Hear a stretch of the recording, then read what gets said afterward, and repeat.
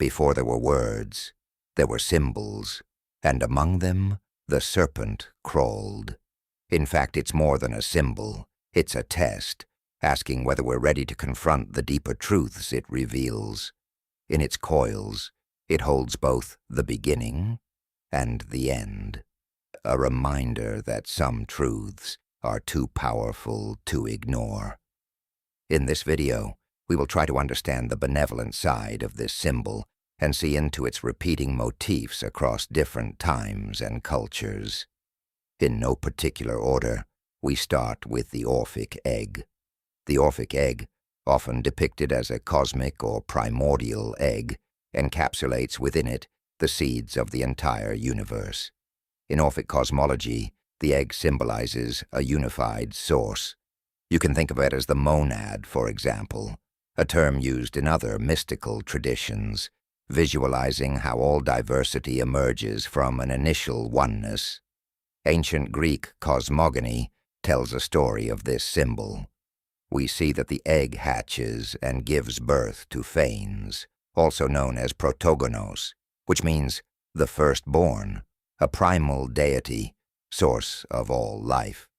This egg was created by Kronos, time, and Ananke, necessity. The breaking of the Orphic egg represents the moment of creation, when order and light emerge from chaos and darkness. Now, the serpent coiled around the egg represents the dynamic creative force that awakens the potential within the egg. The egg is the passive, fertile vessel, while the serpent is the active, energizing force that brings the latent potential to life. Here the serpent also suggests that wisdom itself is both protective and transformative. The serpent guards the mysteries of creation, allowing only those who are ready to partake in the knowledge it offers. At the same time, it embodies the energy necessary to transform that knowledge into spiritual awakening. The egg holds within it the potential of the universe, while the serpent signifies the dynamic energy that catalyzes this potential into form.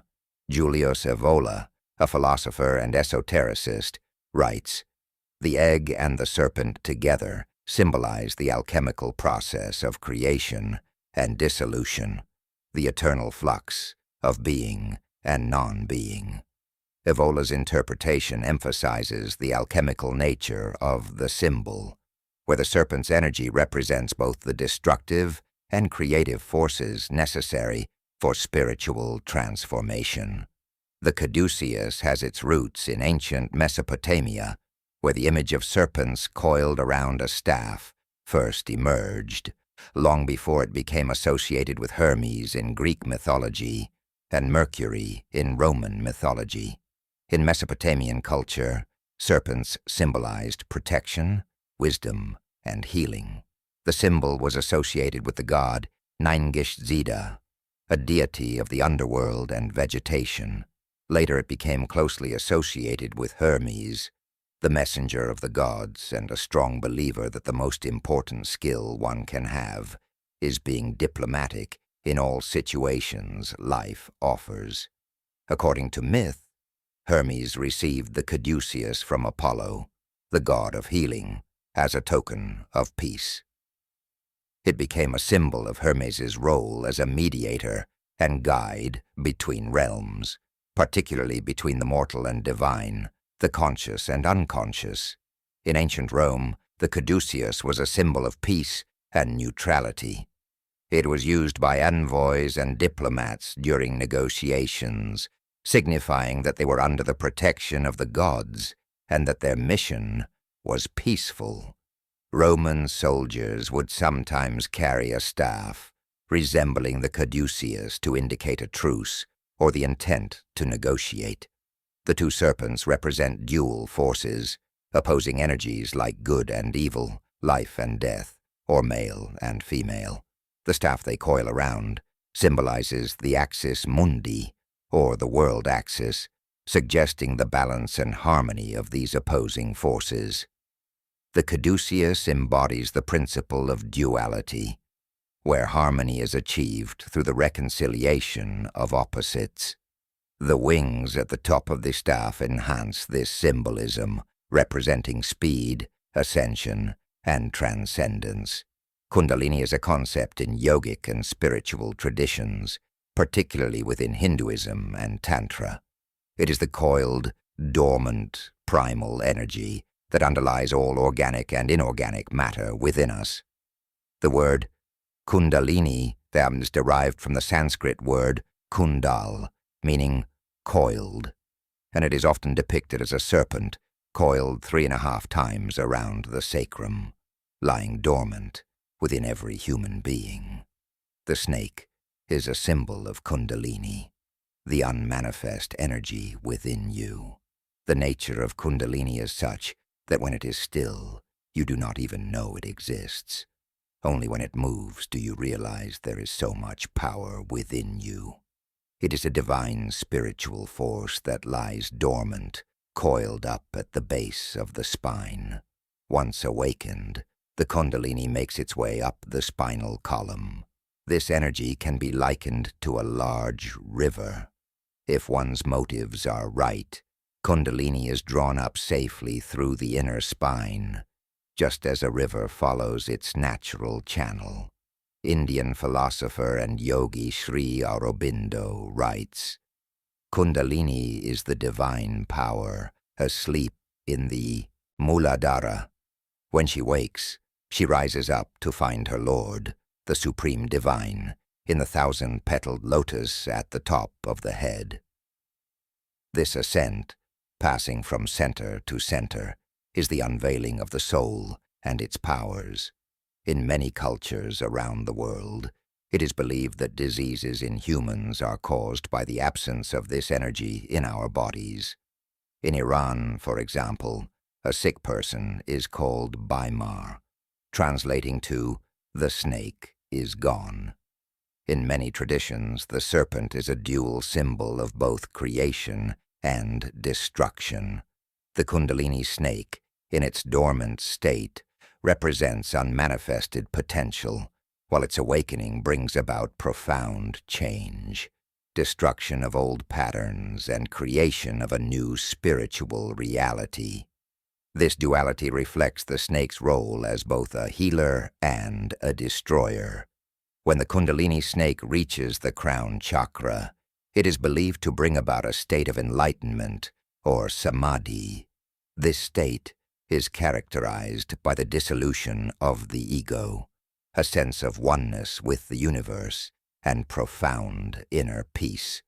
The serpent, once dormant and coiled, has now uncoiled and ascended, completing the journey from ignorance to spiritual knowledge. There are various worlds, various constitutions, configurations, and various species in this universe. The man-made machines can only show us certain aspects of the Milky Way, our planetary system.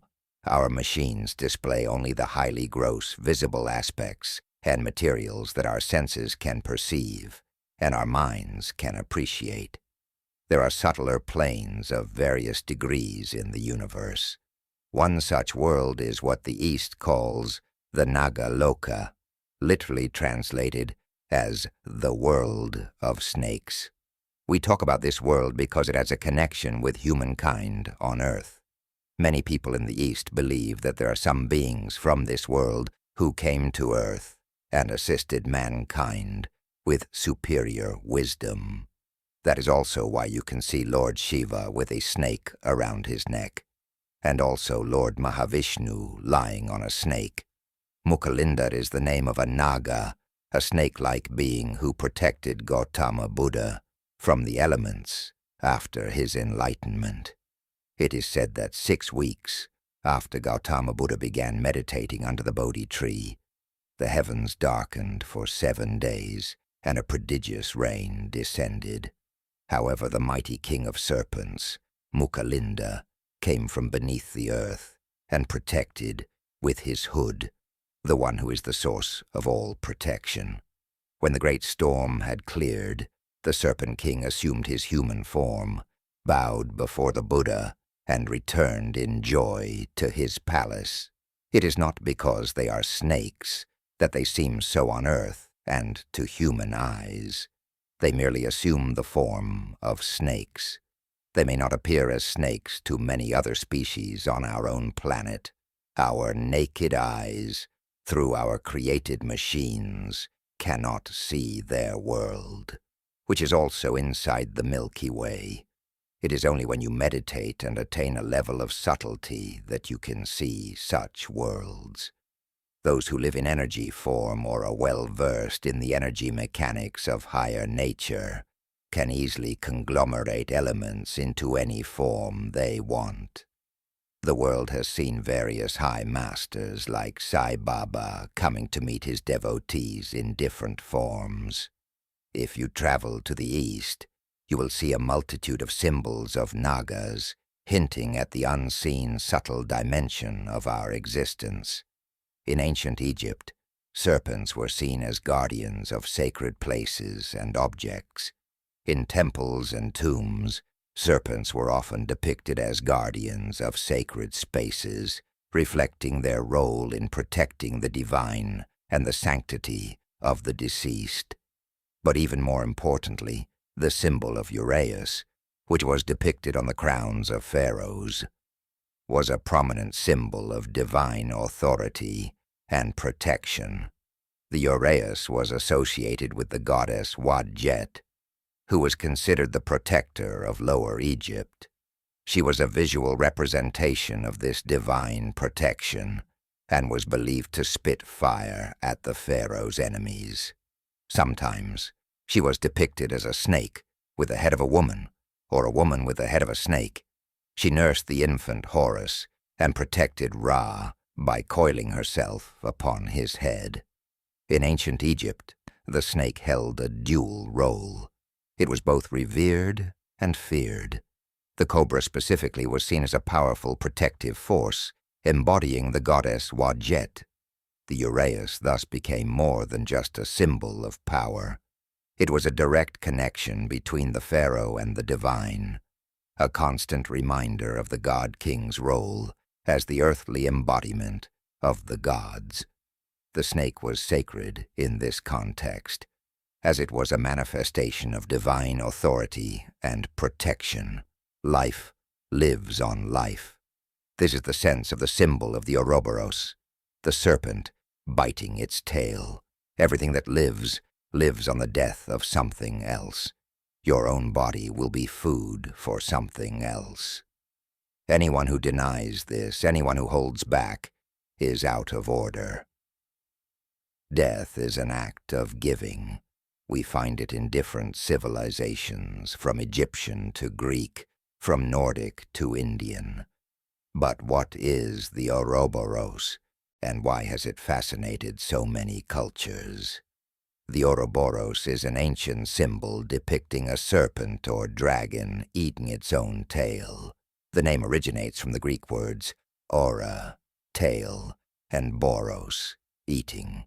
The current mathematical symbol for infinity may be derived from a variant of the classic Ouroboros, with the snake looped once before eating its own tail. Without a beginning and without an end, it suggests an eternal cycle, apparently motionless but in eternal movement. Its symbolic meaning has had many interpretations, but in particular, it represents the concept of eternity, cyclicity, and rebirth. This cyclicity can be observed in the seasons, in life and death, and even in the cycle of the universe itself. A universal energy that is continually consumed and renewed. This symbol entered the Western world via some magical papyrus and a book of the netherworld, an ancient Egyptian funerary text discovered in the tomb of Tutankhamun, dating back to the 14th century BC. This text tells of the deeds of the god Ra and his union with Osiris in the underworld. The Ouroboros is portrayed twice in this context, with the serpents holding their tails in their mouths. One encircles the head and upper chest, while the other surrounds the feet of a large figure, possibly symbolizing the unified Ra Osiris, Osiris born again as Ra.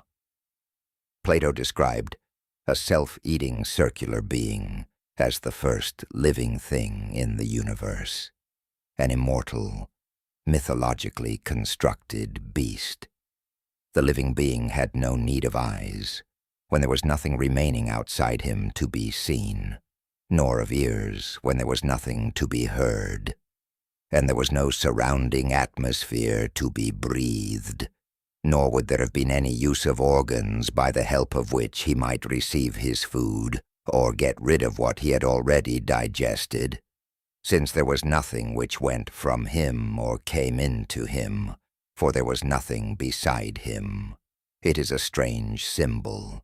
You can see it in both the caring goddess and a deadly danger. The serpent thus embodies the paradox of singularity and multiplicity, paradox within paradox,